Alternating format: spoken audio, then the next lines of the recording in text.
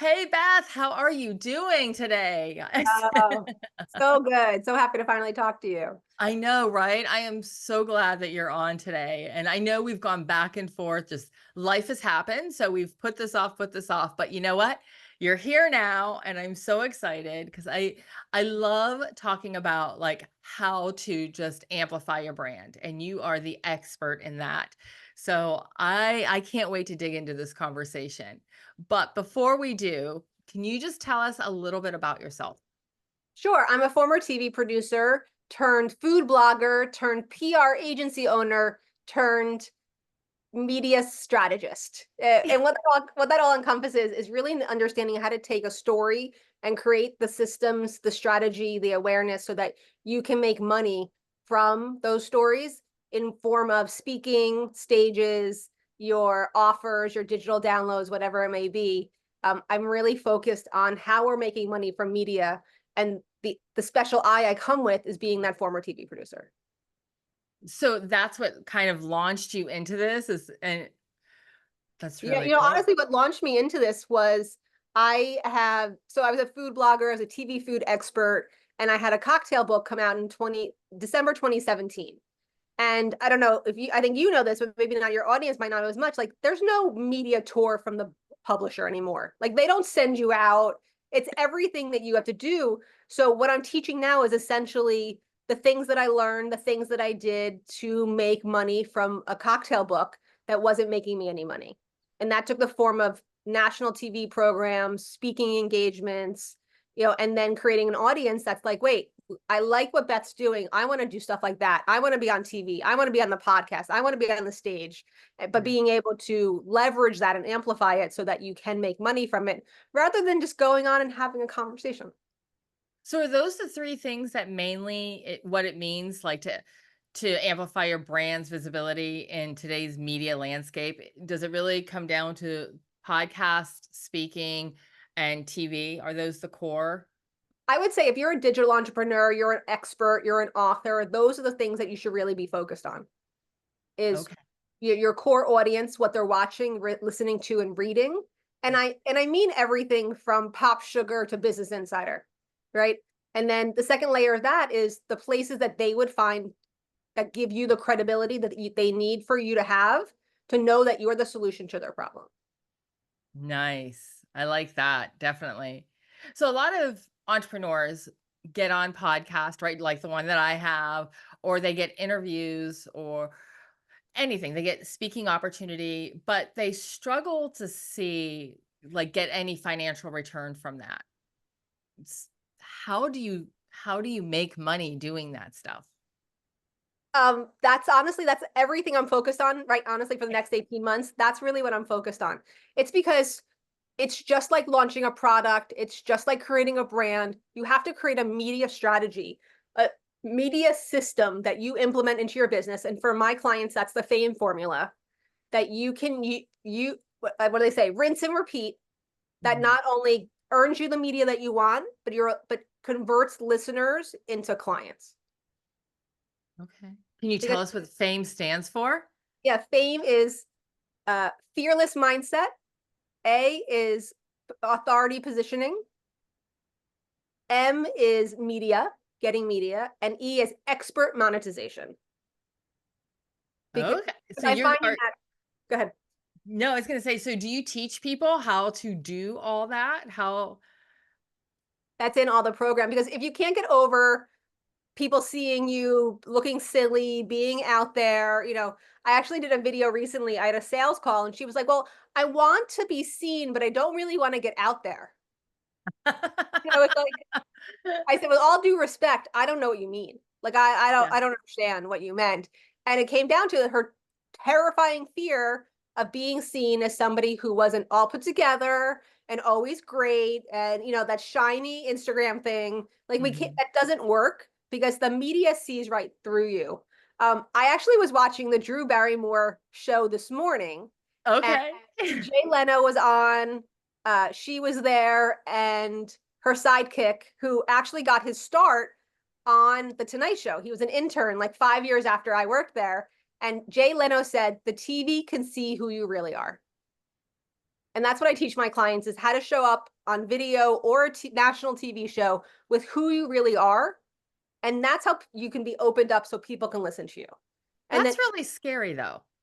I yeah, didn't mean to interrupt you, but I mean, we talk about it all the time, right? Be authentically who yeah, you are. But if you're on TV, and I mean, I can see where nerves, it's like, I don't know, what if I make a mistake? What if this happens? I could see where that would be scary to really show up as yourself. 100%. But when I work with clients within the Fame Lab, which is my 6-month program with, I call it mentorship mastermind, we're really going deep into what that actually means for you and the support that I give clients. A lot of my past clients will say to me, you really frightened me or terrified me or scared me before I started working with you, but I knew you were the person that was going to help me get over that and get to the next level.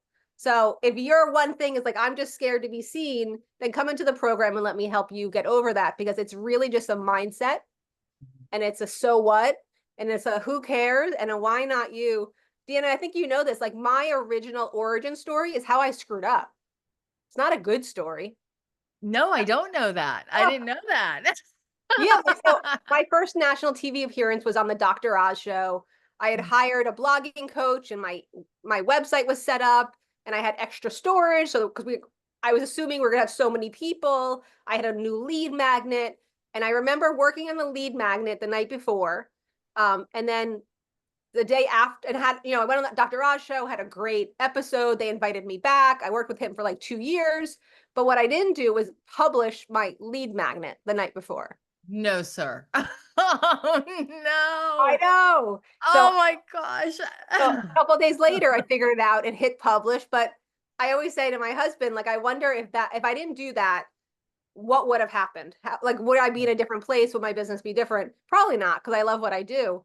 But it's Right. about that story doesn't make me look stupid, No. right? That story's like, oh my God, do I have mine published? Oh my God, does mine work? Like, that's where you go. And then Mhm. that's how I take that fear out of the mindset so that you can show up. And what Jay Right. Leno was saying, it was Ross Matthews. He was saying how kind he was and how his Mhm. kindness comes out. So Yeah. when I work with clients, we're figuring out what that is. What are those things about you that you're going to be vulnerable about, that you're going to show? And kindness is usually one of them with my clients. That's great. I like that. So what are some mistakes that you've seen when somebody is trying to leverage media appearances? And again, it could be a podcast, it could be on their local TV Yeah. station, anything. The biggest one is they don't share it. Oh They my don't gosh. broadcast it. I've talked to so many podcast hosts that say to me, if one more guest only shares it once in their stories, I'm going to quit. Like, why am I even doing this? I feel that. Right? Because the myth is people are like, well, if I'm on this huge show or this stage or this whatever, my life's going to change. My business is going to change. And visibility does not equal success, not instant success. No, like there's Right. no overnight sensations, right? That No, that's yeah. the biggest one, is that there's like, I'm so excited to be here with you, right? I talked about it on my story this morning in I the saw that. right? I'll talk about it later. Like sharing what's going on in your business, especially for my clients, they want to see that I'm doing what I teach. Right. So it's about sharing it. The second myth that people really come to me with is that they think that being on the Forbes or the Business Insider or the Fast Company, like that kind of media, or even be on Good Morning America, like the national, the big media, they think Yeah. that's going to make them media. That's going to make them more money. And I'm going to tell you right now, that's not what makes you more money. What makes you more money is being on a podcast like this one, where I know that my ideal audience is listening, and I can convert people who are listening into my audience as well, Mhm. because I targeted what I'm saying to who I'm saying it to. There's credibility media and money making media. We do need a little bit of both, but I like the money side. Yeah, no, who doesn't like the money side? I mean, I'm all You'd be about the money side. surprised. Well, you know what? I mean, true, true, true, true. But yeah, no, the money is all about it, because that's not the only reason we're doing what we're doing, right? But it's a big Yes. part of it. We want to Yeah. make money. We're not nonprofits over here, you know? So we talked a little bit about being authentic in the media, which I agree is so important that we do that. But how do you balance like being authentic with that strategy of creating revenue? Because that might feel a little bit at times by somebody, right? It might feel like, well, I know what my goal is, what my intention is, and I want to convert you to be my customer. And it might feel, I hear this word a lot because I'm in digital marketing. So the Yeah. word that I hear a lot when I tell them to create content asking for the sale is, which is what I'm asking you right now, is I feel salesy. It feels slimy and salesy, right? So how do you balance being authentic with turning that visibility into money? Well, I already breadcrumbed that in our conversation, to be completely transparent. Like, if Yeah. you're listening, you know the program I have, what the program's about, what you'll walk away from. If you're my ideal client, I don't, I didn't say, and that stuff is what I try to say in the first 5 to 7 minutes of any Yeah. interview I'm in. And that's just one hint. And I'm not trying to sell who's listening. I'm like, in this, this is in the Fame Lab, and the Fame Lab is all this stuff. This is what we do. This is a case study from the Fame Lab. So I'm Right. talking about my offer without being like, hey, let's sign up for my who, right? No one wants to do that.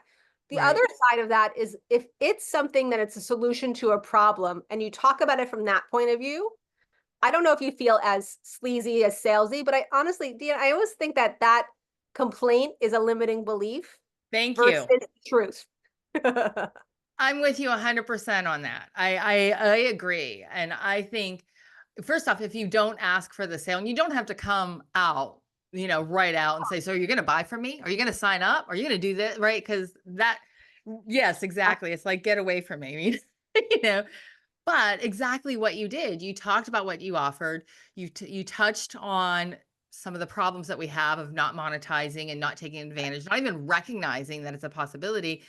And so anybody who's feeling that knows that you have all the answers. You've got the solution to that problem. And it is still just selling. So I love that you said that. I do agree. It's limiting beliefs when they say that. 100%. It's so interesting what we put in our way to get to the next level. And I think that goes back to the fearless mindset. Like, this is what one of the things I institute into my clients is nothing means anything until you give it meaning. True. I had to say that in my I head. know, that's why I paused. So like, I'm like, and this is yeah. usually around getting people to institute. Part of the fame formula is a schedule we put into your week so that you are earning media. Because if you're not earning anything, I can't really help you, right? I need you to be Right. earning something. And that consistent pitching gets hard because you get a lot of no's, you get a lot of nothings. But when you can make it mean nothing, that's when the real magic happens. That's when you can continually do it. And like you said, I had a live earlier today. I had a podcast. I was at iHeartRadio yesterday. I'm with you today. I'm with somebody else on Monday and Wednesday. Like, because my launch is coming up, I want to be on as many things as I can beforehand.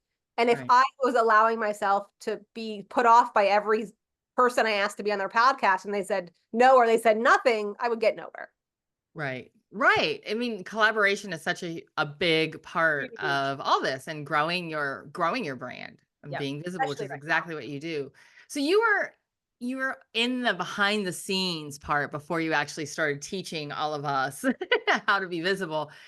Are there anything that like we should know about the media that they don't tell us? Like it's just kind of a secret that, you know, There's a lot of like secrets. there's a lot of secrets. There's a lot of Well, secrets. and the reason I asked is because I watched your Drew Barrymore clip and I got the biggest laugh out of it when you were on that show. I thought it was so great. I thought it was a lot of fun to watch. And you know, it's not like you asked one time and Drew Barrymore or whoever does the deciding over there was like, "Oh, yes, come on in," right? Like it's I'm assuming it's just not that easy. No, it's not. Actually, that was a relationship that I had been cultivating. The guy that asked me to come on had been a producer that I met at the Tamron Hall show 6 or 7 years ago that I connect with. He's part of my list. I also know him Right. personally. He lives near me, but I probably connect with him once a month, once every other month. He then was on the Drew Barrymore show. And he called me and he's like, "Hey, do you like you're like a foodie, right?" And I was like, Jonathan, anything you're going to ask me to do, I'm going to do. What is it? Like, I knew why he was calling. I don't really care what I have to do. Eat 'Cause bugs, make that was cocktails. a big ask. That's right. I have that video up next. Special guest Beth Nydick, and now he's at the Sherry Shepherd show. And I've been on the Sherry Shepherd show. I did an audience segment with her last year.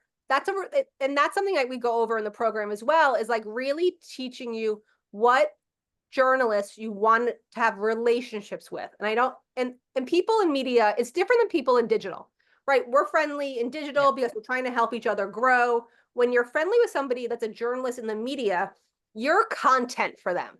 You're helping them keep their job.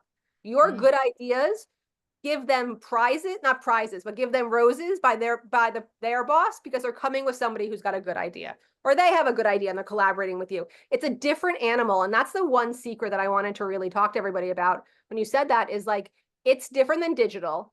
And the timing is different than digital. So if you're asked to be on the Drew Barrymore show, it's probably for tomorrow. Right? It's probably for 3 days from now. Okay. Television, you've got to hurry up fast. And it's about saying yes. Right. I said yes to Jonathan before I knew what it was. I didn't care what it was. You're like, I'm there. I'm there. Cares? I'm there, right? That opportunity. Like I was at iHeartRadio yesterday, and the guy who was catering lunch ended up being a guest on a podcast because the guest had bowed out at the last moment.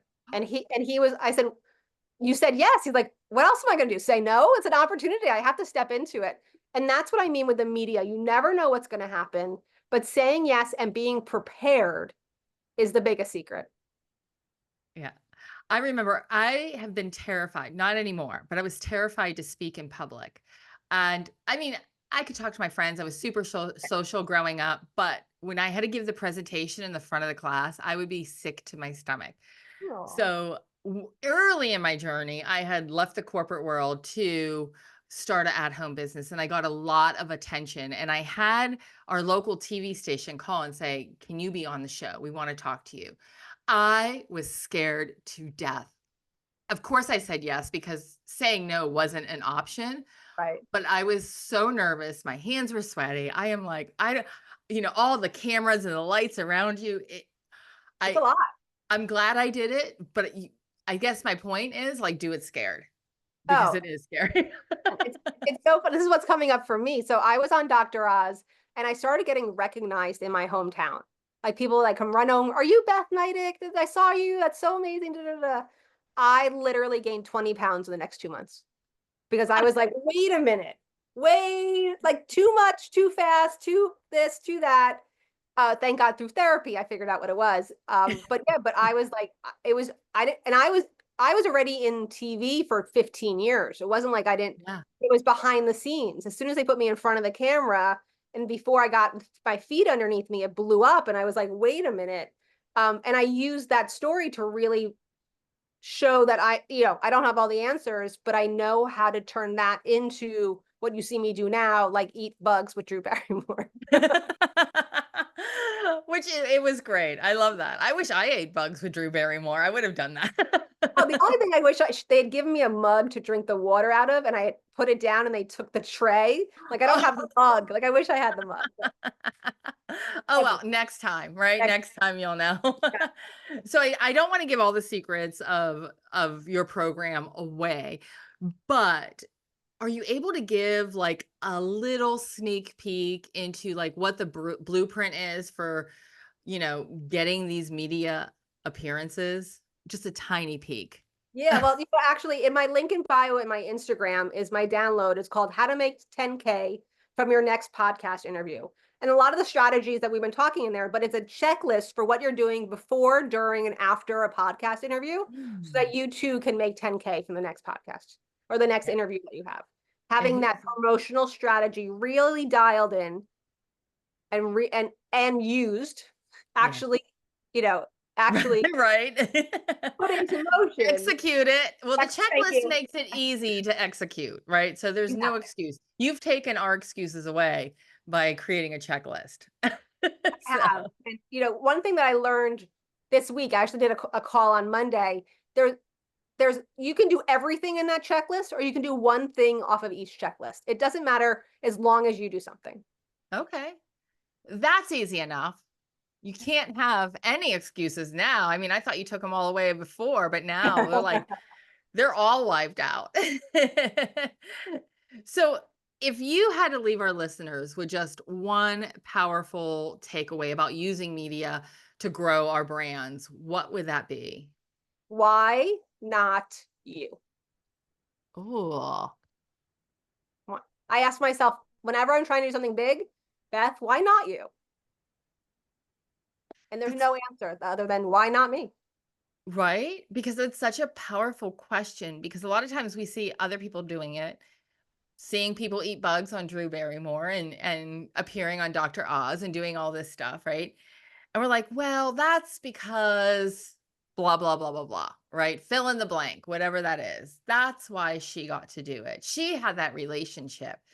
But you're right. Why not me? Why can't we? I love that. That's a good one. I need a post-it note, like right on my computer screen. So I see it every single day. Why not me? I have it on my wall at my desk, Do 100%. you? Oh, I That's do. a I like great it'll, sign. I'll take a photo of it next time. I should put that on my social media. It's Yes. framed. I have this little like digital, my friend made it for me because I say it in my program.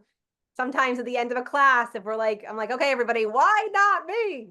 Because it's one of those mantras that has gotten me to do almost everything I've gotten Yeah. to do.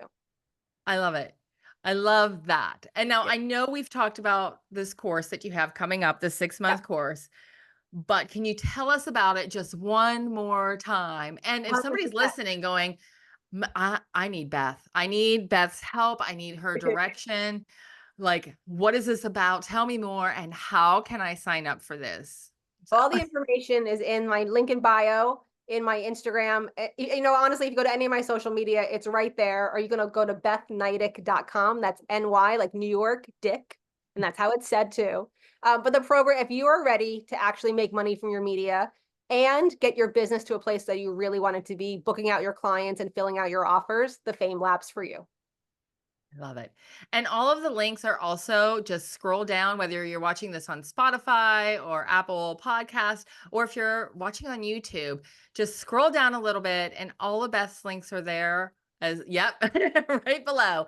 And she'll help you out. I know she'll be more than happy to help you out.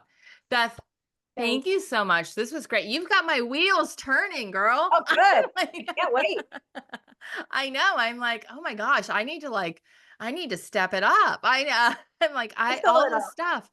Yes. Yeah. Good stuff. Good stuff that Thank you you so shared. much. Thank you so much for being on today. Thank you. Yep. All right, everybody. We'll catch you next week.